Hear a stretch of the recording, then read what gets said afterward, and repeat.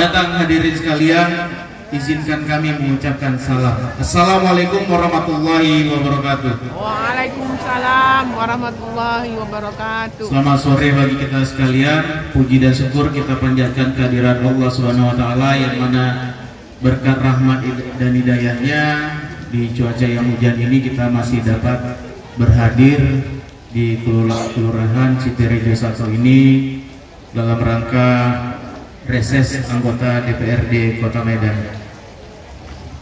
Yang saya hormati Bapak Roni Ganda, anggota DPRD Kota Medan dari fraksi PDI. Yang saya hormati Bapak yang mewakili dari Dinas PU. Yang saya hormati Bapak Lurah Citerejo 1 dan Bapak Kasih Terantip. Dan ini adalah ya yang rutin dilakukan anggota DPRD per 4 bulan sekali, artinya bisa dalam 1 tahun itu 3 kali. Namun demikian, artinya bukan hanya di saat reses ini anggota DPRD itu dapat menampung aspirasi rakyat setiap hari. Cuman di dalam reses ini yang sudah pasti akan diparipurnakan. Nah, kalau di luar daripada reses ini, artinya itu perjuangan daripada anggota DPRD-nya sendiri. Nah, kalau ini hasil dari reses ini pasti dan wajib masuk ke paripurna. Artinya kemungkinan besar harapan untuk direalisasikan oleh pemerintah Kota Medan. Nah, untuk itu saya sampaikan kepada Bapak Ibu sekalian, nah, jangan kita ragu-ragu ya, jangan malu-malu, jangan sungkan-sungkan. Sampaikan apa yang menjadi permasalahan di lingkungan Bapak Ibu sekalian. Mau itu masalah infrastruktur, mau itu masalah lampu jalan, banjir dan lain sebagainya. Dan nanti kita akan membuka ada sesi tanya jawab mungkin hanya untuk 3 penanya. Nah, itu semua nanti akan masuk ke paripurna. Jadi saya harapkan jangan jadikan kegiatan reses ini hanya sekedar seremonial belaka. Artinya benar-benar kita manfaatkan kegiatan ini, jangan cuma-cuma ya Bapak Ibu sekalian. Dan juga saya ingin menyampaikan di luar daripada ini juga, apabila ingin ada permasalahan yang disampaikan, kebetulan saya saat ini juga selain anggota DPRD Kota Medan dipercayakan sebagai Ketua DPD Bapera Kota Medan yang memiliki kantor di Jalan Air Hakim nomor 182. Nah, kantor itu juga saya buka untuk menjadi rumah masyarakat ya, rumah aspirasi. Bapak Ibu sekalian, apabila ada juga kendala-kendala bisa juga datang ke kantor DPD Bapera Kota Medan di Jalan Air Hakim nomor 182. Di situ ada kita sediakan staf setiap hari untuk ya menampung dan menerima Bapak Ibu sekalian. Mungkin itu saja ya kata sambutan singkat dari saya, agar tidak berlama-lama lagi kita mulai kegiatan kita ini dengan rahmat Tuhan Yang Maha Esa. Kegiatan reses masa sidang ketiga tahun anggaran 2020. Seandainya hujan deras Pak, itu padat kami sudah tidak menampung lagi Pak, sehingga kami yang di dalam selalu kebanjiran.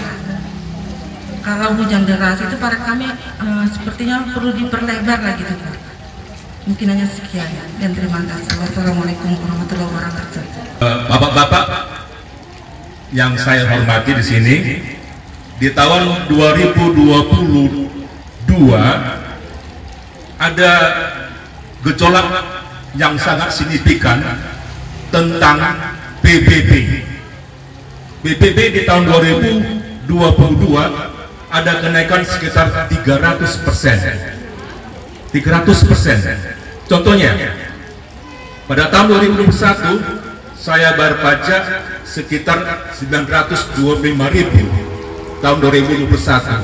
Tetapi di tahun 2002 saya mendapat PBB sampai 2.950.000, hampir 3 juta. Kenaikannya lebih kurang 300%. Padahal kita sekarang ini masyarakat sangat minim untuk ekonomi kita. Hampir dikatakan untuk makan aja sudah pas-pasan. Nah, tadi katakan supaya masyarakat ini sejahtera dan adil. Bagaimana pemerintah kita ini kenaikan yang cukup signifikan, hampir 300% PBB di tahun 2002, agar ini nanti tahun 2003 kembali bagaimana untuk di tahun 2021, karena masyarakat sangat-sangat tidak mampu untuk membayar ini. Terima kasih Bapak. Masyarakat yang sudah langsung mendengar dan melihat video daripada ucapan Bapak Wali Kota kita yang mengatakan saat ini Kota Medan jika berobat cukup hanya membawa KTP. Artinya di video tersebut tidak ada dijabarkan atau tidak ada dijelaskan apakah ada syarat dan ketentuannya. Jadi di sini perlu kita sampaikan kepada masyarakat, dan itulah gunanya kegiatan-kegiatan seperti ini bisa kita langsung ya bersentuhan kepada masyarakat. Nanti untuk pertanyaan Ibu Tanjung bisa dijawab oleh Dinas Kesehatan. Yang kedua masalah parit dan banjir. Nah ini di Gang Amal kebetulan hadir bersama kita juga ada dari Dinas PU, perlu juga dijawab ya dari Dinas PU, karena kita ketahui bersama juga saat ini sangat-sangat banyak kita lihat pengerjaan drainase ya, tetapi belum ada artinya menghasilkan apa-apa. Kota Medan tetap banjir. Jadi kita perlu juga dengar penjelasan daripada Dinas PU Kota Medan yang hadir bersama kita di sini ya. Dan berikutnya Bapak Napitupulu tentang PBB ya. Kebetulan perlu saya sampaikan, saya ini bisa dikatakan memanggil tulang atau hula-hula saya daripada Bapak B Napitupulu ini, karena yang melahirkan saya ya Boru Napitupulu ya, istri saya di rumah Pardede Oras Tulang. Salam hormat. Ini nanti mengenai PBB bisa juga dijelaskan dari Bapak Resiansa Bangun yang sering komunikasi dengan dinas terkait juga. Jadi mudah-mudahan semua permasalahan yang ada di sore hari ini dapat terrealisasikan dengan baik, dapat kita selesaikan dengan baik dan cepat. Mungkin itu saja dari saya, sekian dan terima kasih. Menjawab sepengetahuan saya Pak ya, kalau terkait mengenai kenaikan tarif PBB ini sendiri itu berdasarkan Undang-Undang Nomor 1 Tahun 2022 ya, itu terkait mengenai hubungan keuangan antara pemerintah pusat dengan pemerintah daerah.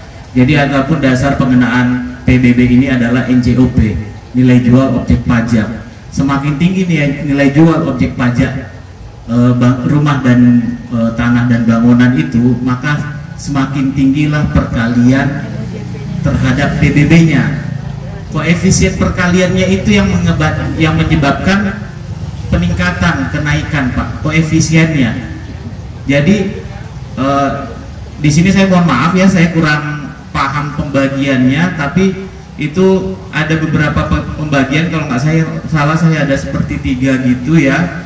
Itu dari 0 sampai dengan 500 juta itu kalinya kali berapa, tapi masih kecil Pak kalinya. Kemudian di atas 500 juta sampai dengan 999 juta sekian itu kali berapa. Nah di atas 1M itu kali berapa. Semakin tinggi nilai NJOP, PBB bangunan maupun tanah suatu objek, maka semakin tinggilah perkaliannya. Koefisien perkaliannya itu yang menyebabkan tingginya kenaikan itu. Jadi ini sebenarnya kalau untuk mengenai masalah PBB ini rata semua Pak, karena undang-undang yang mengaturnya pun undang-undang, bukan secara peraturan daerah ataupun hanya sebatas perwal saja, tapi sudah undang-undang. Nah itulah makanya ada terjadi dampak yang dirasakan masyarakat terhadap jadi dirasakan masyarakat ada kenaikan, padahal sebenarnya kalau kita di lapangan ini Pak ya, kita lihat ini harga tanah, harga rumah dari tahun ke tahun juga nggak pernah turun Pak, selalu mengalami kenaikan. Nah, koefisien perkaliannya itulah yang menyebabkan dia semakin tinggi. Jadi kalaupun kalaupun kita bilang naik, sebanding lurus itu Pak, sebanding lurus dengan naiknya harga rumah dari tahun ke tahun. Terima kasih Pak. Assalamualaikum warahmatullahi wabarakatuh.